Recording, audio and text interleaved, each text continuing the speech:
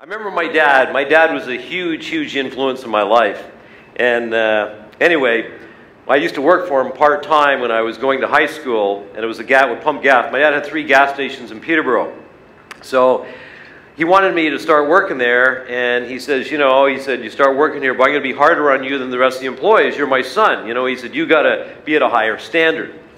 Anyway, I was working there for a little while, and, he might ask me to do something, and I wouldn't get it done at work or whatever the case was, and he'd question me, how come you didn't get that done? I said, well, I didn't have time, I was busy, and all those sort of things. Always had all kinds of excuses, right? My dad used to always say, well, if there's anything I know, you'll never produce in results and excuses at the same time, son, you know that. He said, you got to decide in life, do you want results or you want excuses? But then he said to me something else, and he said, you know what I think one of the greatest qualities of a human being? And I said, well, what's that? He said, I think one of the greatest qualities of a human being is when they say they're going to do something, and you never have to think about it again, because you know it'll be done. Would you all agree with that?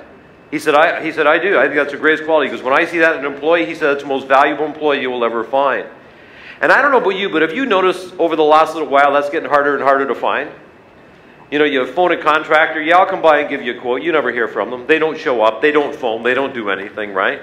Like, at least they'd phone and say, hey, we're not going to be there. You could deal with that. But I look at it and say, imagine if we all took that on and we all raised the level of real estate, the professionalism in the industry, where we say, hey, we're going to do. If I say I'm going to do something, I'm going to do it. But most importantly, I'm maybe going to learn to say no more often, right?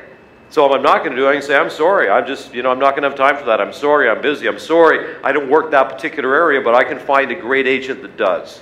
Well, we're so afraid to say no sometimes because we don't want to disappoint other people. But then the problem is we don't say no, and then we don't do what we say we're going to do, which doesn't build trust, right?